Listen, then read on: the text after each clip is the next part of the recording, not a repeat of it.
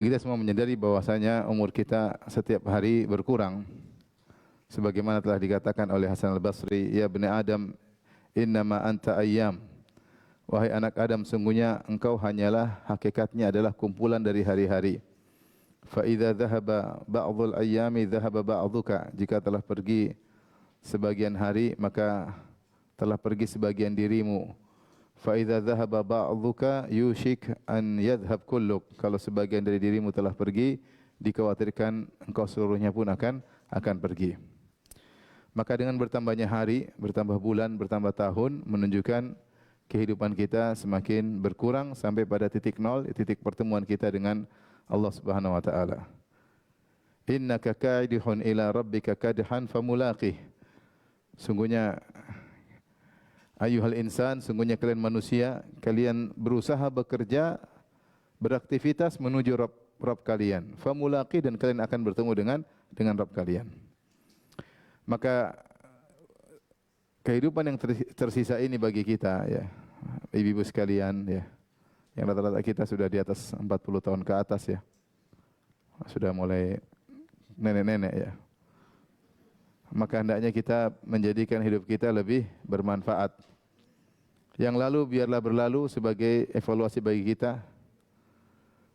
Kita jadikan bahan untuk menjadikan kita lebih baik.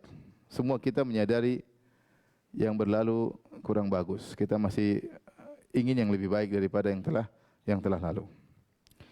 Maka untuk bisa memahami hal ini agar kita tahu kapan dikatakan hidup bermanfaat, kapan tidak, maka kita harus tahu apa tujuan kita hidup di atas muka bumi ini sehingga kita ngerti hidup kita ini manfaat atau tidak. Ya.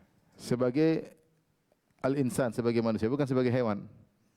Kalau hewan memang makan-makan, minum-minum, beranak pinak, selesai. Ya. Ya. Ya'kuluna kama ta'kul an'am wan naru maswal lahum. Walladzina kafaru yatamatta'una wa ya'kuluna kama ta'kulul an'am wan naru maswal lahum. Kata Allah Subhanahu wa taala, orang kafir mereka bersenang-senang dan mereka makan-makan sebagaimana hewan. Kemudian penghujungnya adalah neraka jahanam. Kita bukan hidup seperti itu, nanti hidup tidak bermanfaat. Bukan hidup hewan yang diinginkan oleh Allah Subhanahu wa taala. Oleh karenanya kita harus memahami apa tujuan kita hidup, kemudian kita menerapkan tujuan tersebut. Allah Subhanahu wa taala menciptakan kita bukan main-main, bukan hanya sekedar iseng-iseng atau tidak ada tujuan, tetapi Allah ciptakan kita karena ada tujuan. Tujuan yang sangat mulia, tujuan yang sangat tinggi, yaitu untuk beribadah kepada Allah Subhanahu wa taala. Allah berfirman, "Wa ma khalaqatul jinna wal insa illa liya'budun" dalam surat Az-Zariyat. Kata Allah Subhanahu wa taala, tidaklah aku ciptakan jin dan manusia kecuali untuk beribadah. Ma uridu minhum min rizqin wa ma uridu ayyutaimun. Aku tidak butuh dari para hamba rizki, dan aku tidak butuh mereka memberi makan kepadaku. Innallahu war-razzaq, sungguhnya Allah adalah Maha pemberi rizki, dzul quwwatil matin, sang pemilik kekuatan yang kokoh. Dalam ayat ini, dalam surat Az-Zariyat, Allah menjelaskan bahwasanya tidaklah Allah menciptakan jin dan manusia kecuali untuk beribadah. Jadi yang diminta dari kita adalah beribadah kepada Allah. Siapa yang bisa menjalankan tujuan ini, maka hidupnya bermanfaat. Kemudian Allah mengingatkan, Allah tidak menciptakan kalian untuk kemudian memperkaya diri, memperbanyak harta sebanyak-banyaknya. Karena Allah War-Razzaq, dialah Allah yang Maha pemberi rezeki. Allah beri rezeki kepada kalian supaya kalian bisa beribadah, bukan kalian cari rezeki kemudian lupa untuk beribadah kepada Allah Subhanahu wa taala. Maka banyak manusia kondisinya sebaliknya. Allah sudah menanggung rezeki mereka, tapi mereka bersungguh-sungguh dalam mencari rezeki. Allah meminta mereka untuk beribadah, justru mereka berleha-leha, bermalas-malas untuk beribadah.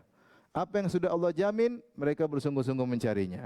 Apa yang Allah tuntut, justru mereka tidak mengindahkannya. Ya.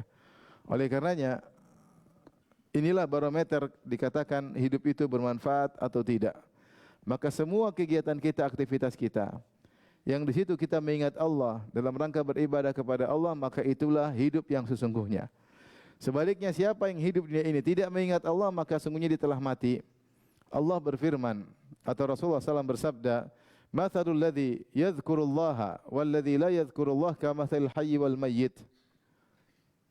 Perumpamaan orang yang mengingat Allah Subhanahu wa taala dengan orang yang tidak mengingat Allah seperti perumpamaan orang hidup dan mati. Sini perhatikan, Rasulullah menjelaskan hakikat orang yang hidup itu adalah kehidupan yang bermanfaat, yaitu yang dia gunakan hari-harinya, waktu-waktunya untuk mengingat Allah Subhanahu wa taala.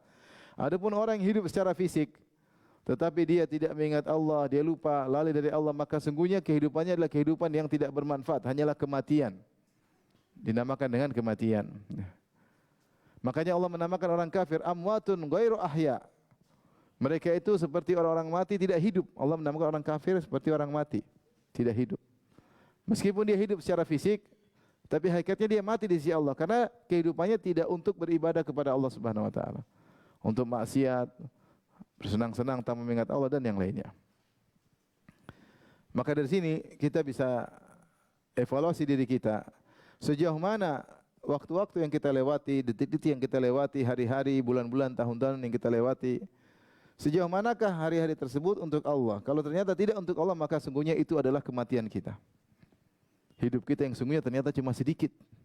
Kebanyakan waktu kita adalah untuk kematian, tidak ada faedahnya. Saya ingin sampaikan hal ini kepada diri saya pribadi, kepada ibu-ibu sekalian. Karena tadi saya katakan, kita hidup ini cuma sebentar. Sering saya sampaikan hadis Nabi SAW. A'maru ummati baina sittin ila sab'in wa aqalluhum man yajuzu dzalik. Umur umatku antara 60 sampai 70 dan hanya sedikit yang melampaui. Dan rata-rata ibu-ibu, coba saya ingin tahu, yang umurnya 40 ke bawah angkat tangan. 1, 2, 3, 4, 5 aja masih. Ya, masih tergolong setengah muda ya. Yang 40 ke atas angkat tangan. Mayoritas 80% udah mau meninggal. Ya, semakin tua kan semakin mudah meninggal. Oleh karenanya, secara statistik yang lebih duluan hidup, dia biasanya lebih duluan apa? Meninggal. Secara statistik yang umurnya lebih dari 40 tahun biasanya lebih duluan meninggal daripada yang kurang dari 40 tahun. Itu secara umum. Tapi kalau secara person per person belum tentu.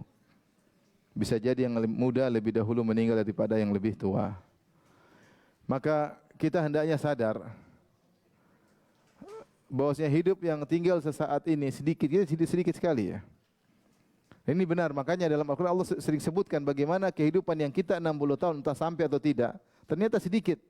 Allah berfirman, kam labithtum fil ardi. Kam labithtum fil ardi adada sinin. Qalu labithna yauman aw ba'dha yaum. Ketika ditanya orang-orang di neraka, berapa lama kalian tinggal di dunia dulu? Qalu labithna yauman aw ba'dha yaum. Kami dulu hidup cuma sekitar 1 hari atau kurang sebagian hari, cuma setengah hari. Kenapa jika dibandingkan dengan dahsyatnya hari kiamat, dibandingkan dengan hari akhirat yang abadi, hidup kita cuma sekejap. Ya.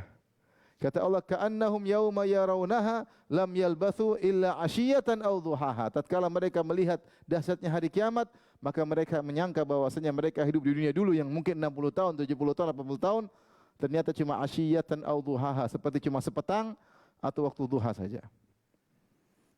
Jangan menyangka bahwasanya hidup kita ini panjang, kita hidup ini cuma sebentar. Nah, hidup kita sudah panjang, tinggal sedikit ini. Kalau ternyata kita gunakan untuk yang tidak bermanfaat, untuk bersenang-senang, bergembira tanpa mengingat Allah, untuk bermaksiat, maka sesungguhnya kita sedang dalam kematian. Hidup kita yang sesungguhnya adalah yang untuk beribadah kepada Allah Subhanahu wa taala. Dan itulah ikrar kita. Bukankah kita dalam salat kita mengatakan inna salati wa nusuki wa mahyaya wa mamati lillahi rabbil alamin. Salatku, hidupku, salatku, sembelihanku, hidupku dan matiku hanya untuk siapa? Allah. Nah, bagaimana kita bisa menerjemahkan hidup kita ini hanya untuk Allah? Caranya kita menjadikan setiap waktu kita adalah untuk beribadah. Ini waktu yang tinggal sedikit, maka jadikanlah bermanfaat. Saya katakan tadi sebagian orang subhanallah menghargai kehidupannya sehingga dia berusaha mengisi kehidupannya dengan segala hal yang bermanfaat.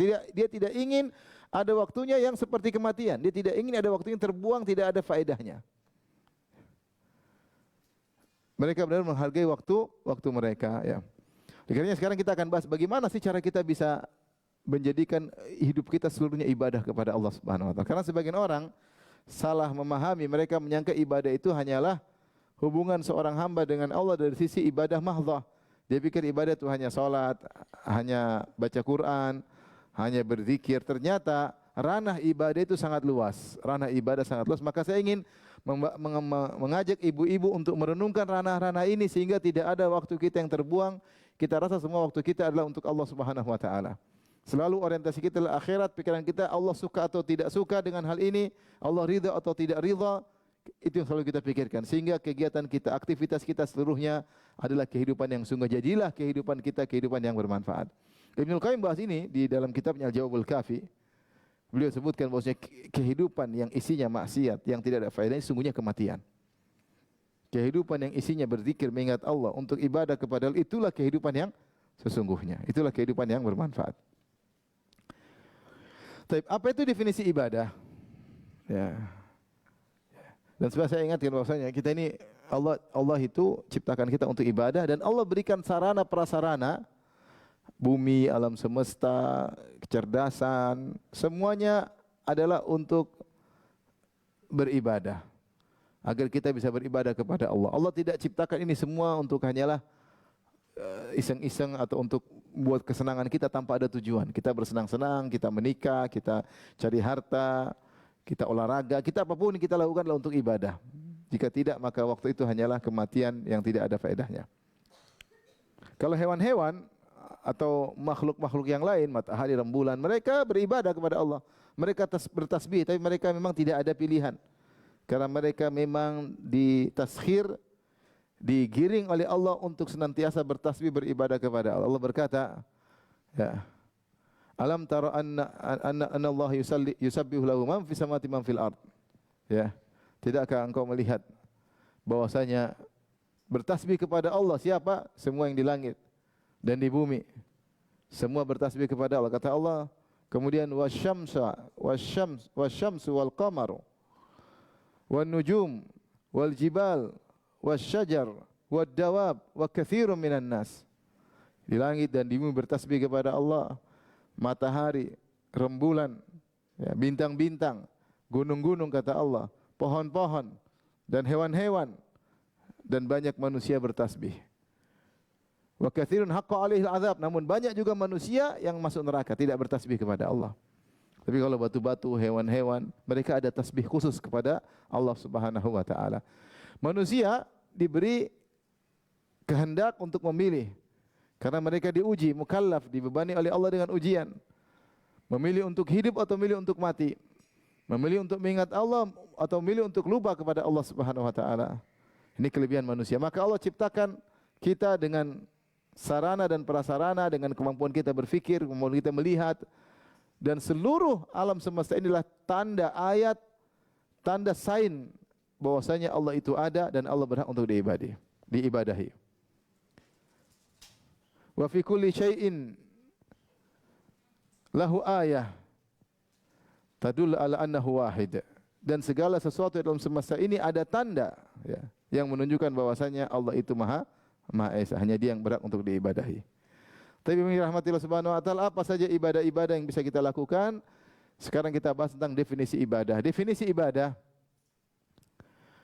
ditinjau dari aktivitas yang dilakukan dan ditinjau dari pelakunya. Ditinjau dari aktivitas yang dilakukan, maka Ibnu Taimiyah mengatakan al-ibadah ismun jami'un likulli ma yardahullah wa yuhibbuh.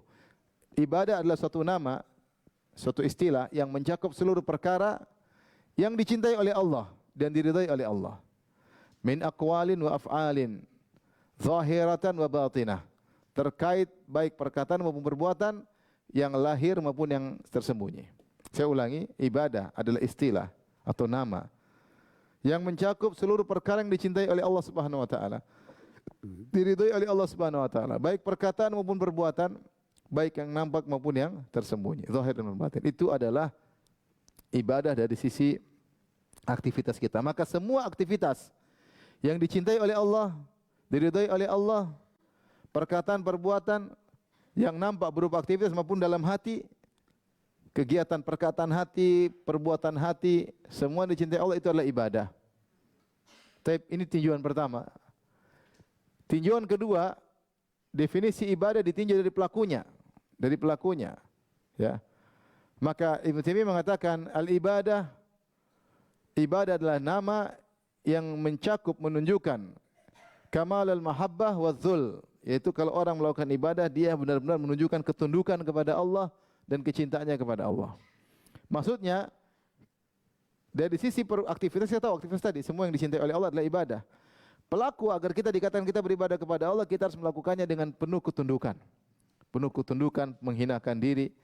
Karena ibadah maknanya secara bahasa artinya kehinaan, kerendahan. Makanya dikatakan dalam bahasa Arab sampai sekarang, kalau kita berjalan ke tempat mana kita bersafar, kita tanya, thariqun mu'abbad wala la?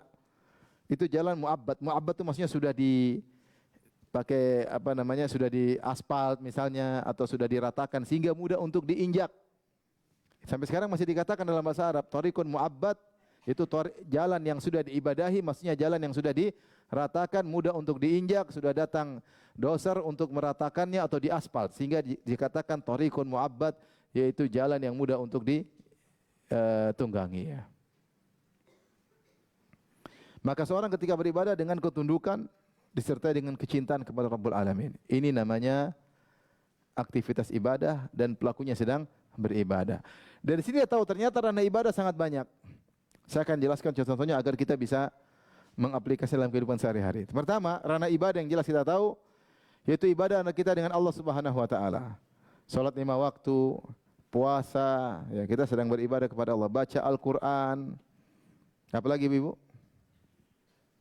Apalagi zikir kepada Allah, subhanallah, walhamdulillah, wala ilaha illallah, Allahu akbar, astaghfirullahaladzim wa atubu ilaih, astaghfirullahaladzim wa atubu ilaih, la haula wala quwata illa billah, la haula wala quwata illa billah.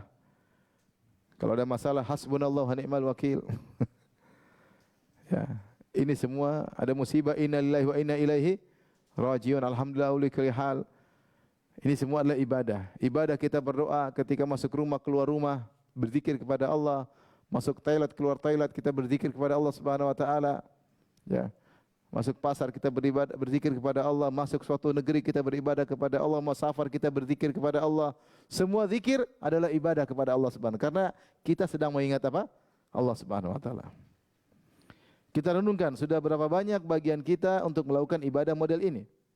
Ibadah yang terkait dengan langsung mengingat Allah Subhanahu wa taala seperti salat, puasa, kemudian berzikir, baca Al-Quran, ya. Doa-doa yang kita panjatkan, zikir-zikir yang kita panjatkan, zikir keseharian, ini semua ibadah. Zikir pagi petang, semua inilah ibadah kepada Allah. Maka kita harus punya bagian dari model ibadah itu, dan harus banyak. Harus bukan sedikit, harus banyak ibu-ibu. Ibu-ibu ada salat 5 waktu, ada qobliyah dan ba'diyah. Sudahkah ibu-ibu lakukan? Jangan sampai ibu cuma sholat, qobliyah tidak ada, ba'diyah tidak ada. Ya. Karena kalau ingin ibadah fardu kita sempurna, kita sertakan dengan qobliyah dan ba'diyah. Karena ketika manusia dihisab pada hari kiamat kelak, Allah suruh lihat kepada malaikat, unzuru halil ibadi min tatawu'in, wahai para malaikat, lihatlah apakah hamba-hambaku punya ibadah-ibadah sunnah. Tujuannya apa? Untuk menambal kekurangan yang terjadi pada ibadah yang wajib. Kita ada sholat. Sholat kita tidak ada yang sempurna. Sholat sampai pikiran kemana-mana. Sholat sambil cepat-cepat. Sholat sering lupa. Ya.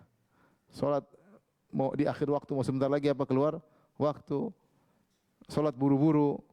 Pikiran melayang kemana-mana. Nah, di antara yang bisa menyempurnakan sholat kita adalah yang sunnah-sunnah. Qobliyah dan apa? Ba'diyah. Sehingga pahala sholat kita sempurna. Sama zakat, kita mungkin kurang sempurna, mungkin salah hitung, mungkin ketika kita kerja masih tercampur hal yang syubhat atau sedikit-sedikit yang haram. Bagi kita bayar zakat, di antara penyempurnanya adalah sedekah-sedekah. Tapi puasa Ramadan adalah yang wajib.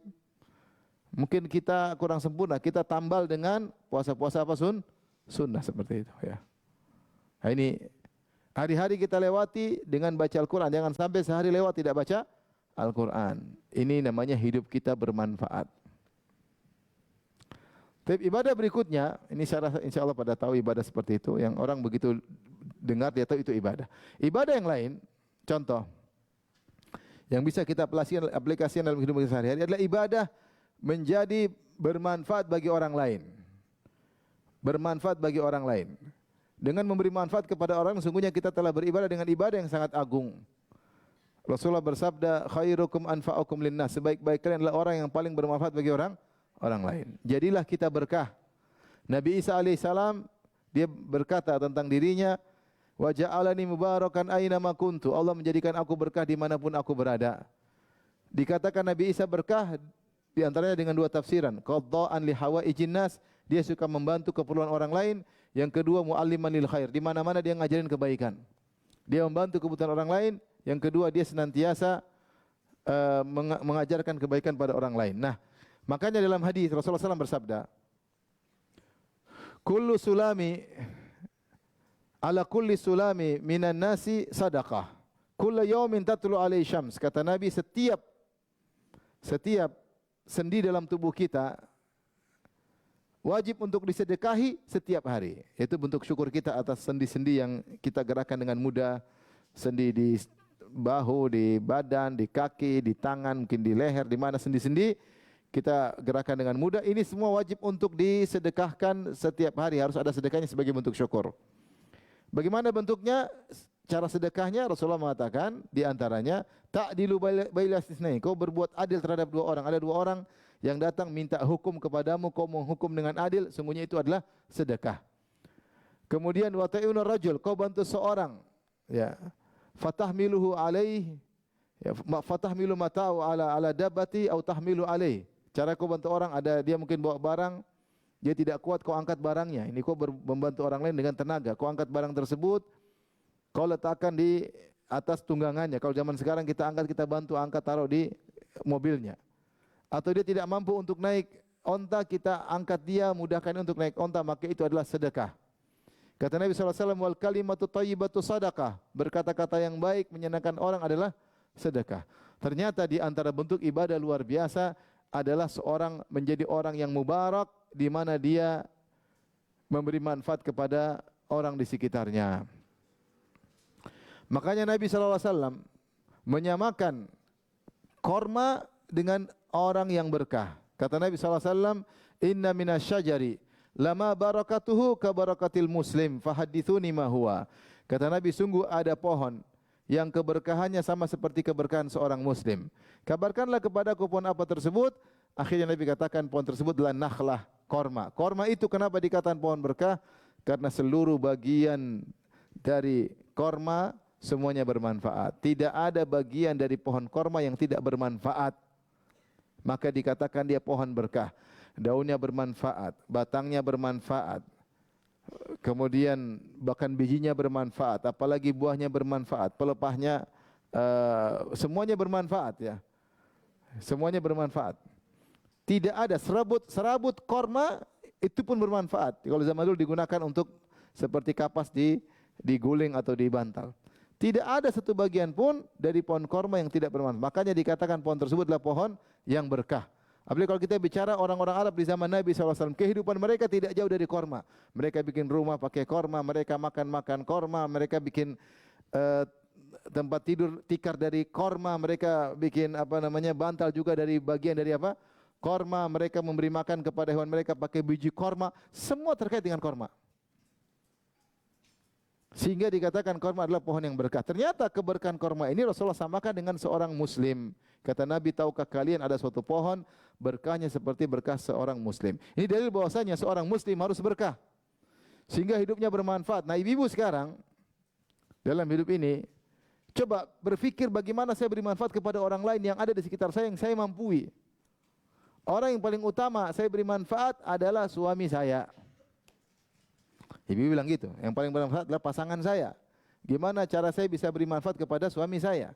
Rasulullah pernah berkata kepada Fatimah, ya Fatimah isbiri.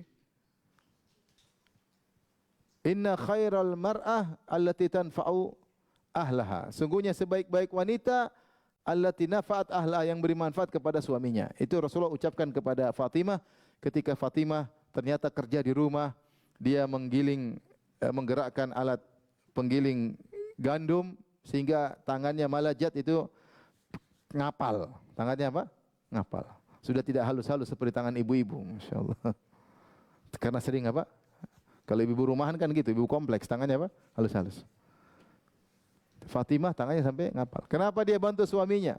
Sampai dia capek, sampai tangannya sakit. Rasulullah kasih motivasi. Kata Rasulullah, sebaik-baik istri adalah yang bermanfaat bagi suaminya. Nah, ini ibu ingin renungkan hadis ini aja. Maka ibu berusaha saya di rumah ini apa manfaat yang bisa lakukan untuk suami saya? Pikir. Supaya hidup ini bermanfaat. Siapkan makanannya, siapkan minumannya, siapkan tempat tidurnya, kasurnya, ya. Dan niatkan semua untuk ibadah kepada Allah Subhanahu wa taala. Ini contoh keseharian yang kita lakukan ternyata nilainya apa? Ibadah.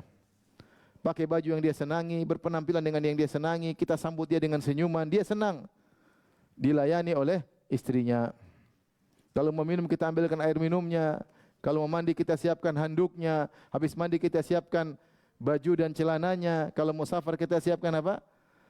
Kopernya dan isinya, ya. Sudahkah ibu-ibu demikian? Saya enggak percaya. Saya ulangi, sudahkah ibu-ibu demikian? Alhamdulillah. Iya. Percaya saya sekarang bertambah, alhamdulillah, ya. Aisyah radhiyallahu anha ketika suaminya sedang itikaf, siapa yang sisir rambut Nabi? Aisyah radhiyallahu anha sisir rambut Nabi, subhanallah. Kalau Nabi SAW mau pergi, yang siapa yang kasih minyak wangi ke Nabi? Aisyah radhiyallahu anha. Ini ibu-ibu suaminya sisir sendiri, kasihan. Pakai parfum sendiri, kasihan. Suaminya lagi sibuk siap-siap, istrinya main HP. Itu mas. Situ, parfumnya di situ mas. Itu mas. Gimana seperti itu? Kita bikin hidup kita bermanfaat. Itu main HP ini apa manfaatnya? Enggak ada manfaatnya. Ini kematian, ngurus suami kehidupan. Seperti itulah hendaknya ibu-ibu sekalian. Saya sering cerita, saya tidak pernah bosan cerita ini biar menancap ke ibu-ibu. Saya punya kawan, istrinya 3. Yang paling dia cintai bukan yang paling cantik. Dia bilang, Ustadz ini nomor ini yang paling saya cintai. Istrinya sudah bisa dinomorin sama dia. Nomor ini yang paling saya cintai. Kenapa? Dia yang paling cantik kah? Paling muda? Bukan Ustaz. Bukan paling cantik, bukan paling muda. Tapi dia yang paling melayani saya. Saya kalau mau pulang dia telepon, Abi mau makan apa? Mau minum apa? Ditanya. Besok mau sarapan apa? Udah jangan, saya enggak butuh pengakuan ibu-ibu, ya. Saya mau cerita aja. Abi mau makan apa? Mau minum apa? Begitu saya pulang dia sudah siapkan. Dia buka baju saya, dia buka kaos kaki saya, dia buka sepatu saya. Dia siapkan makanan. Kalau makanan tersebut isinya ikan, dia lepaskan ke tulang-tulangnya.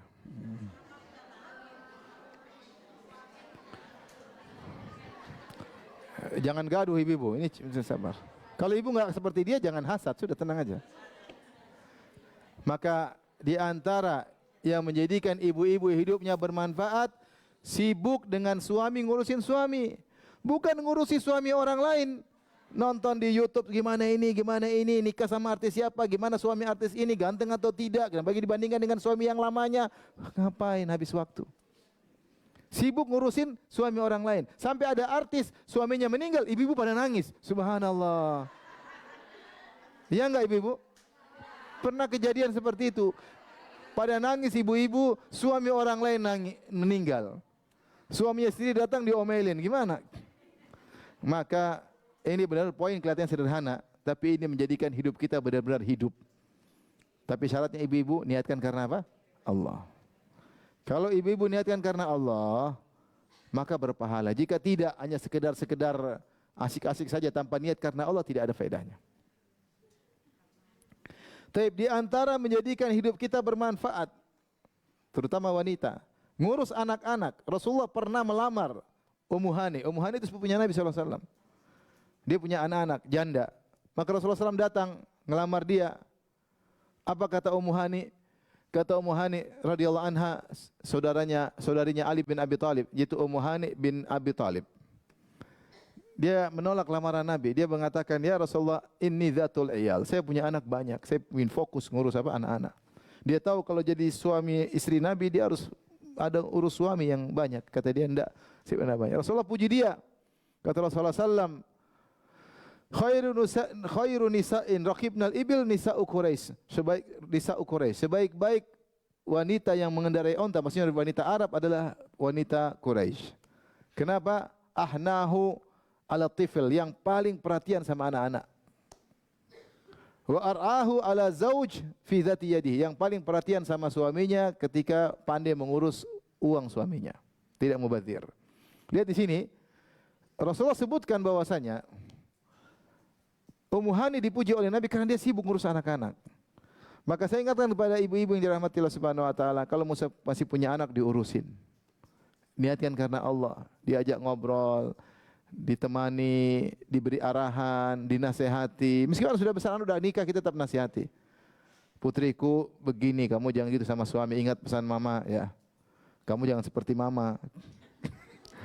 Cukup mama aja sama papa, kamu harus berbeda gitu, nasihati. Nasihati. Layani apa? Suamimu. Sungguh melayani suamimu adalah apa? Ibadah.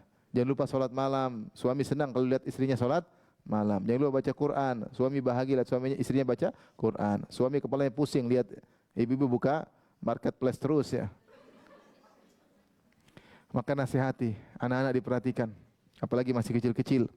Itu kesibukan yang bermanfaat. Itulah kesibukan yang setiap detik kita lewati akan menjelma menjadi kebahagiaan di alam barzakh maupun di akhirat. Itu namanya hidup bermanfaat. Taib. Oleh karenanya, dimanapun kita berada, kita berusaha agar kita ini bermanfaat bagi orang lain. Bagaimana cara kita dapat pahala terhadap orang yang kita ajak interaksi? Ibu bukan banyak interaksi sama suami, interaksi sama anak-anak, interaksi sama pembantu, interaksi sama tetangga, interaksi sama kawan-kawan, interaksi sama kerabat. Ini semua jadikan lahan pahala. Dimanapun kita duduk sama mereka, harus ada pahala yang mengalir. Gimana caranya? Pikirkan sendiri. Sama tetangga ya, paling tidak senyum, basa-basi kayak mampir ke rumah, enggak basa-basi aja. Ada yang bisa saya bantu, basa-basi senang. Assalamualaikum, senyum. Wal kalimatu thayyibatu sadaqah, kata-kata yang baik sedekah. Tabassumuka fi wajhi akhika sadaqah, senyum kepada saudaramu sedekah. Jangan lewat tetangga muka masam, mandang dengan merendahkan, kita enggak dapat pahala. Sama pembantu juga demikian. Ramah, sabar, kalau tegur yang baik. Kalau salah diajarin, kalau ngomel-ngomel yang pantas. Ya. Kalau dia salah karena dia sudah berusaha, kita maafkan, dia sudah berusaha cuma dia tidak mampu, ya sudah. Kalau tidak kita suruh dia pekerjaan yang berat, kita ikut bantu. Kalau kita makan kita kasih sama dia. Jangan kita makan pizza, dia makan pisang goreng. Sama-sama pizza dong. Kasih, tidak mesti sebangku, kasih sama dia. Sunnah Nabi SAW. Apa yang kita makan, kita kasih makan pembantu kita. Apa yang kita makan, dia juga makan. Ini dia sudah masak enak-enak, terus dia enggak makan, kita yang makan. Dia tidak makan hasil makannya sendiri. Maka cari pahala dalam segala hal. Sehingga waktu kita tidak ada yang terbuang sama sekali, ibu-ibu. Karena hidup kita ini bermanfaat, harus berzikir kepada Allah Subhanahu wa taala. Di antara bentuk zikir kepada Allah adalah dengan berkah kepada siapapun. Sehingga ciri-ciri wanita yang berkah, sebagaimana tadi Nabi Isa, wa ja'alani mubarakan aina ma kuntu, aku dijadikan berkah oleh Allah dimanapun aku berada. Ciri wanita yang berkah, dimanapun dia berada diharapkan kehadirannya, itu wanita berkah. Kalau tidak ada dia kurang asyik kata orang. Kalau ada keluarga semua pingin ada dia hadir. Kalau kakak adiknya dia semua merindukan untuk dia hadir. Kalau suaminya merindukan kapan istriku pulang. Suaminya di luar pingin sekali pulang ketemu apa? Istrinya. Orang tuanya senang kalau dikunjungi, berharap dikunjungi oleh anaknya. Tante-tantenya senang kalau ketemu dengan dia, dihibur oleh dia. Ya, tetangganya pun senang itu tetangga yang baik. Semua orang suka dengan kehadirannya. Dia di masjid semua orang senang sama dia. Nah, itu tanda orang itu adalah berkah. Karena di mana-mana dia memberi manfaat kepada yang lain. Tapi kalau sebaliknya di mana-mana dia tidak diharapkan kehadirannya. Kalau dia left dari grup, semua orang bersyukur alhamdulillah. Kalau ada acara dia tidak datang, semua bersyukur alhamdulillah. Kenapa? Orangnya bawel, sombong, angkuh, sedikit ngomel, merendahkan orang lain. Ada wanita seperti itu, ada. Maka ibu jangan demikian. Ibu jangan pikir sebaliknya, bagaimana saya bisa mengambil manfaat dari orang. Namanya asas maslahi. Ada manfaat baru saya temani, saya ambil sebanyak. Enggak, kita sekarang berpikir sebaliknya. Saya berkah, apa yang bisa manfaat yang saya berikan pada dia. Orang depan saya ini apa yang bisa saya beri manfaat. Tidak harus materi. Senyuman kayak, menyenangkan hatinya kayak, nasihat kayak, atau bernahi mungkar, menegur dia dengan cara yang baik. Itu yang di benak kita. Sehingga dimanapun kita berada, hidup kita bermanfaat. Tapi ibu yang dirahmati Allah Subhanahu wa taala, di antara yang menjadikan hidup kita bermanfaat, ibu-ibu yang dirahmati Allah Subhanahu wa taala, adalah beribadah kepada Allah dengan belajar, dengan tafakkur, dengan perenungan. Allah berfirman, "Inna fi khalqis samawati wal ardi wa ikhtilafil laili wan nahari la ayatin li ulil albab alladzina yadhkuruna Allaha qiyaman wa qu'udan wa 'ala junubihim wa yatafakkaruna fi khalqis samawati wal ardi rabbana ma khalaqta hadza batilan subhanaka faqina adzabannar." Sungguh pada penciptaan langit dan bumi dan bergantinya siang dan malam. Ya, la ayatil lil albab, sungguh ada tanda-tanda kebesaran Allah bagi orang yang cerdas. Siapa orang tersebut? Alladzina yadhkurunallaha qiyaman wa qu'udan, yang senantiasa mengingat Allah ketika duduk, ketika berdiri, ketika berbaring. Wa yatafakkaruna fi khalqis samawati wal ard, dan dia memikirkan tentang penciptaan langit dan bumi. Kemudian dia mengambil kesimpulan, Rabbana ma khalaqta hadza batila. Ya Allah, tidak mungkin kau ciptakan alam semesta ini cuma iseng-iseng, tidak ada tujuan. Subhanak, maha suci engkau dari pernyataan orang yang menyangka kau hanya iseng-iseng menciptakan alam semesta ini. Maha suci engkau. Kalau begitu faqina adzabannar, jauhkanlah aku dari azab neraka jahanam. Ini renungan-renungan tentang alam semesta yang seperti ini menjadikan hidup kita bermanfaat, semakin buat kita bertakwa kepada Allah. Saya kemarin ketemu dengan profesor. Ada yang mengatakan dia guru besar di ITB, ahli fisika. Kemarin ikut ngaji. Dia ngobrol. Dia bilang, Ustaz, tolong motivasi orang-orang belajar sains, Ustaz. Karena tidaklah saya belajar sains kecuali saya semakin yakin ada Allah. Kemudian dia cerita berhadapan orang ateis. Orang ateis mengatakan alam semesta terjadi dengan sendiri. Dia bilang, tidak mungkin. Ini alam diciptakan dengan rumit, dengan kompleks, dengan berbagai macam aturan yang rumit. Tidak mungkin terjadi dengan sendirinya. Tidak mungkin. Kalau ada batu jatuh, kemudian terpecah, tidak beraturan, jadi 3. Satu kecil, satu besar, satu bengkok, mungkin kita bilang kebetulan.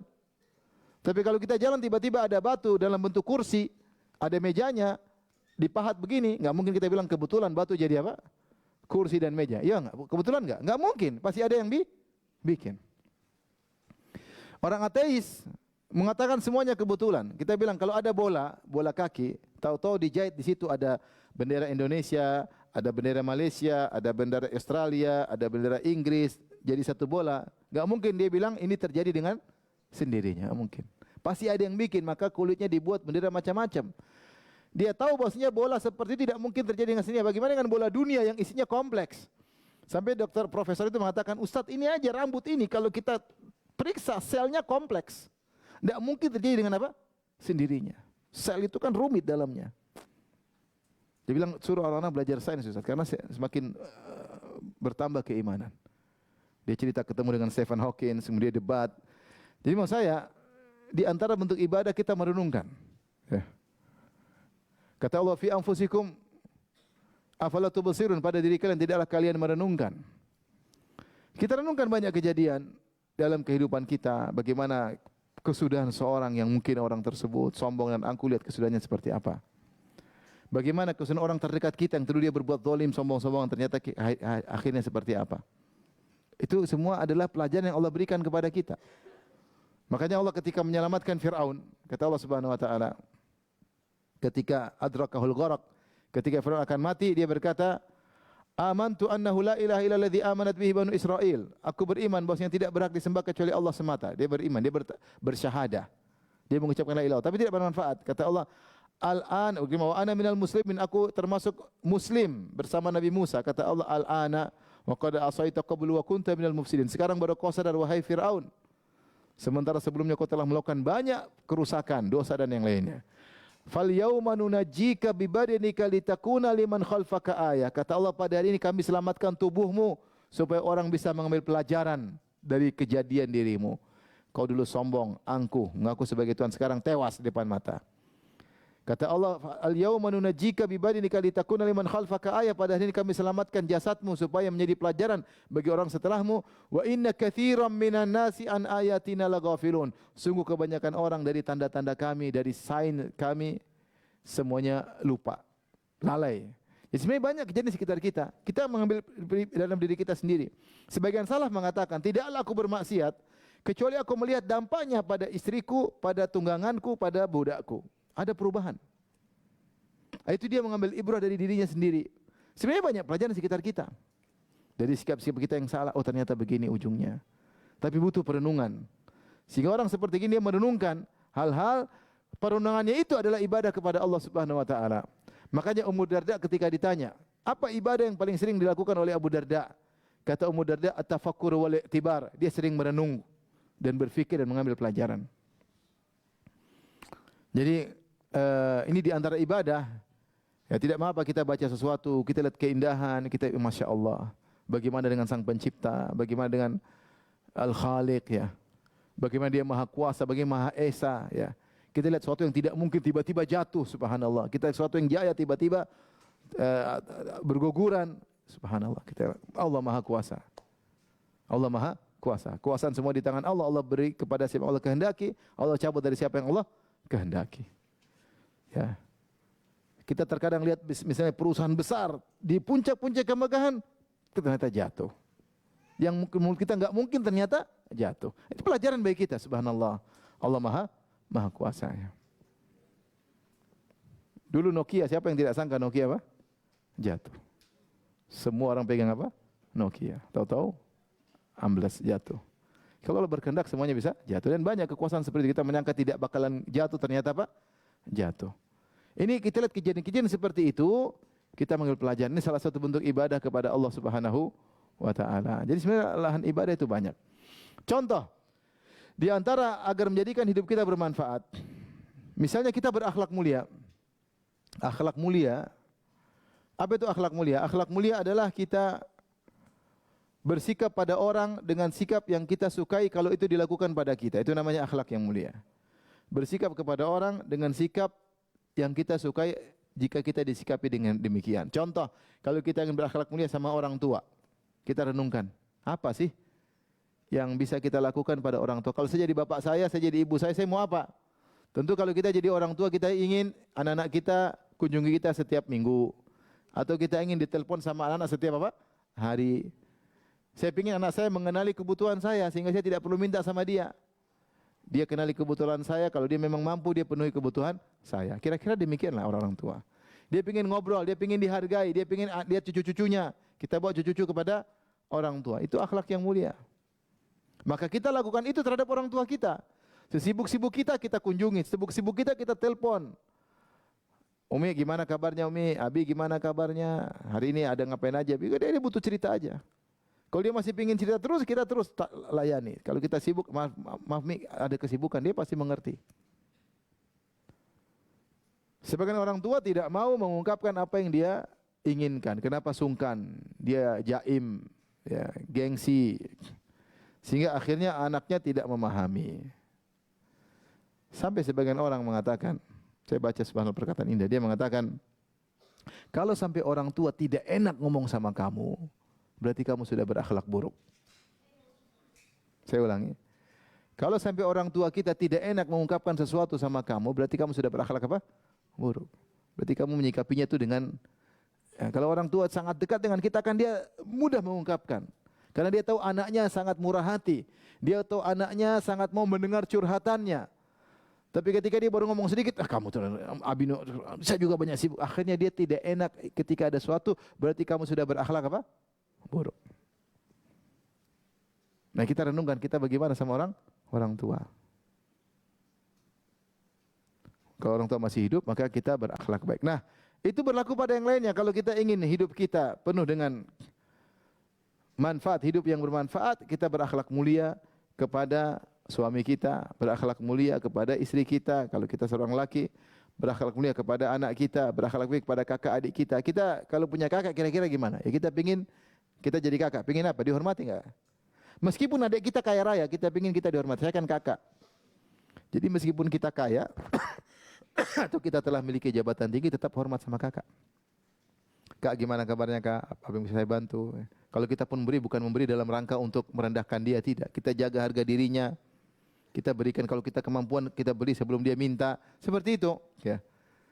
Sehingga akhlak ini kita sertakan dalam kehidupan kita sehingga hidup kita bermanfaat. Makanya kata Syekh Sa'di rahimahullah dalam risalahnya Al-Akhlaqul Karimah. Dia mengatakan bahwasanya akhlak ini ibadah yang pahalanya sangat banyak. Kenapa? Karena bersama dengan seseorang dalam waktu yang panjang. Seorang tidaklah setiap hari kecuali banyak waktunya dia lakukan untuk interaksi dengan orang lain. Kalau dia selalu berakhlak mulia, maka argo pahala jalan terus. Ketemu suami dia berakhlak mulia, argo pahala jalan terus. Ketemu tetangga berakhlak mulia, argo pahala jalan terus. Ketemu kawan akhlak mulia, argo pahala jalan terus. Ketemu bibi pembantunya akhlak mulia jalan terus. Ketemu dengan supirnya akhlak mulia jalan terus. Ketemu dengan siapapun dia berakhlak mulia sehingga argo pahala jalan terus. Maka dari situ Nabi bersabda, "Ma min syai'in athqalu fil mizanil mu'min yaumal qiyamah min husnil khuluq." Tidak ada timbangan yang paling berat kalau ditimbang hari kiamat kelak seperti akhlak yang mulia. Jadi ibu-ibu harus berusaha memiliki akhlak yang mulia, dan itu perlu direnungkan, kemudian dilakukan sedikit demi sedikit. Di antara akhlak mulia adalah kedermawanan, jangan pelit. Orang kalau pelit itu akhlaknya buruk. Sama anak jangan pelit, sama suami jangan pelit, sama pembantu jangan pelit. Kecuali ibu sama-sama enggak punya. Kalau punya jangan pelit-pelit. Sama teman jangan pelit, ya. Sama siapapun jangan pelit. Dengan demikian akhlak kita terus argo pahala jalan terus. Kita ketemu kawan seperti itu, kalau ada dia kita senang. Kalau dia ketemu, Assalamualaikum, kita pingin dia enggak pergi dari kita. Kita pingin ngobrol terus sama dia. Kita nyaman sama dia.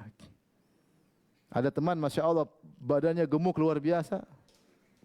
Tapi terasa ringan di hadapan kita, Masya Allah. Kenapa? Karena dia ngomongannya manis, tidak nyinyir, tidak merendahkan, murah senyum. Tapi ada kurus kerempeng, tapi rasanya seperti gunung yang berat.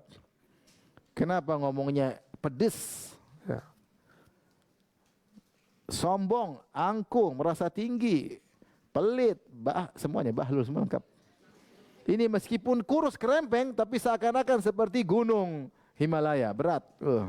Duduk sama dia itu berat, kayaknya pingin pergi. Pingin dia cepat pergi. Kenapa? Akhlaknya buruk. Semua orang tidak betah sama dia. Maka ibu, di antara perjuangan yang kita perjuangkan adalah bagaimana bisa berakhlak mulia sehingga argo pahala kita jalan terus. Setiap saat kita dapat pahala. Karena tidaklah setiap saat kita lewati kecuali kita berinteraksi sama orang lain. Dengan demikian pahala terus mengalir. Dia ibadah yang sekali kita dapat meraih berstatus akhlak mulia, pahala terus mengalir. Ini contoh ibadah yang bisa kita lakukan, ya. Jadi intinya semua yang kita lakukan, ibu yang dirahmati Allah Subhanahu wa taala, karena Allah berarti kita telah beribadah kepada Allah. Maka mulai sekarang apapun yang kita lakukan, kita keluar rumah niat karena Allah, masuk rumah karena Allah, masak karena Allah, menyediakan makanan karena Allah Subhanahu wa taala, mengunjungi tetangga karena Allah Subhanahu wa taala, telepon kakak, adik, telepon ayah, ibu karena Allah Subhanahu wa taala, telepon teman lama, sempatkan waktu ketemu teman lama, ada waktu mengunjungi guru yang pernah jasa kepada kita, semuanya berpahala. Kita pergi ke pasar berpahala, beli misalnya beli apa ibu? Beli tempe, beli tahu, beli sayur, niatkan karena Allah. Saya ingin masak menyenangkan suami dan anak-anak. Semuanya berpahala. Syaratnya niatnya dipasang. Niatnya dipasang. Sehingga jadilah waktu ibu berkah, hidup ibu berkah karena Allah Subhanahu wa taala. Ini saja mungkin yang saya sampaikan ibu yang dirahmati Allah Subhanahu wa taala.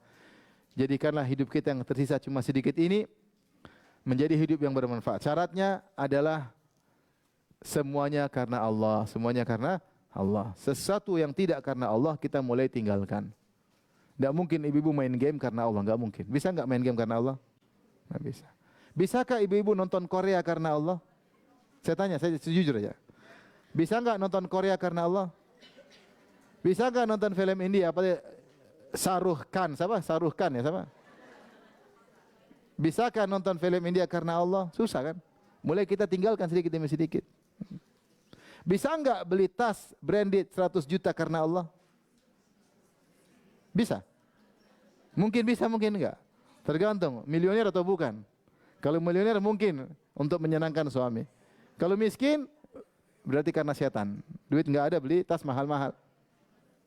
Ya. Bisakah ibu-ibu ke salon karena Allah? Oh, bisa, insya Allah. Itu bisa. Menyenangkan suami karena siapa? Oh, Allah. Jadi kalau kita selalu karena Allah, kita akan bisa memfilter mana yang hidup manfaat dan mana yang hidup sebenarnya bukan hidup tapi kematian. Barometernya karena Allah. Kalau semua yang bisa dijadikan karena Allah, maka lakukan. Ibu-ibu pergi ke tetangga bikin kue untuk tetangga, bisa karena Allah enggak? Bisa, berarti pahala. Bisa enggak ibu gibah karena Allah? Susah. Bisakah ibu merendahkan ibu-ibu yang lain karena Allah? Enggak bisa. Ah, itu apa? Do hitam pendek, gembrot lagi. Enggak bisa. Enggak bisa karena Allah. Kayak donat gosong, enggak bisa karena Allah Subhanahu wa taala. Enggak bisa. Jadi dengan gitu kita tahu bahwasanya hidup kita itu bermanfaat karena ada filternya. Semua yang bisa karena Allah maka itu bermanfaat. Jadi jangan ibu-ibu duduk merenung di rumah ngelamun, jangan. Karena susah ngelamun karena Allah. Tapi kalau ibu duduk merenungkan bagaimana alam semesta luar biasa, keindahan alam, bagaimana maha indah sang penciptanya, bisa. Ya. Yang jadi masalah ketika seorang tidak ada kegiatan, kemudian HP-nya masih ada kuotanya, itu masalah itu. Mulai scrolling, lihat ini, habis waktu. Ini semua kematian. Hidup yang tidak bermanfaat, hanya membuang umur kita. Nanti kalau dihisab hari kiamat isinya scroll aja. Artis ini, artis anu, film ini, film anu. Kriminal ini, kriminal anu. Perceraian ini, pernikahan anu. Dan seterusnya. Oleh karenanya saya ingatkan diri saya pribadi dan juga kepada ibu sekalian, mulai sekarang kita hemat-hemat umur yang tinggal sedikit ini sehingga umur kita bermanfaat bertemu dengan Allah Subhanahu wa taala. Baik, demikian saja kita masuk pada tanya jawab.